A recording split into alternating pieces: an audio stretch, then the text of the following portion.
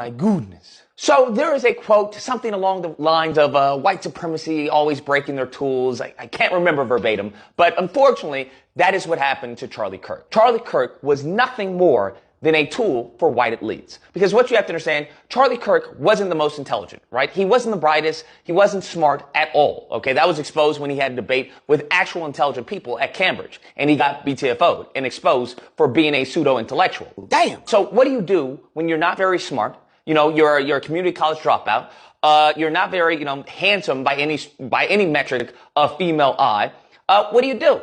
Well, what you have to do is that you find utility in being a tool for white elites. And that's exactly what Charlie Kirk did. His utility was in Turning Point USA. His utility was saying, hey, I can garner you votes. I can garner you attention. I can put out propaganda to the youth. Because by him going to these college campuses and grooming these students to view things by his perspective via rhetorical fallacies and whatnot, and just disingenuous arguments and bad faith interpretations, that's how he made his utility. So he made his utility by saying, hey, I can give you attention. Your legislation, I can make that look good. The problem with that is that Charlie Kirk was Turning Point USA. That there is no one outside of maybe possibly, Candace Owens that would be able to take up that mantle. So upon him being gone, Turning Point USA is going to die out. I understand that Erica Kirk is, CEO now, but they will never in a million years listen to a white woman. I'm just letting you know. They will never listen to a woman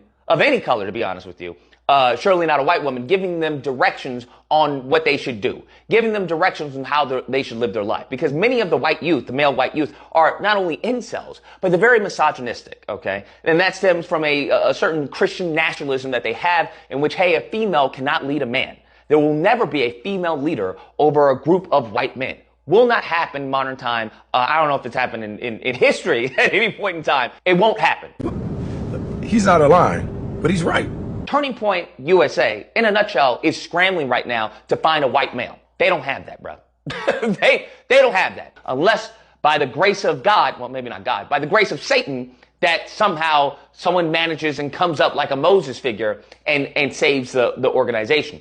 Toast. That being said, the real sad part about all of this is truly of him being a tool now for conspiracy. We'll get into that momentarily, but he also didn't have any friends. He really didn't have any friends. Let's take, for example, Donald Trump. Donald Trump, he didn't say this. I believe it was Junior who said, well, he's like a son to you.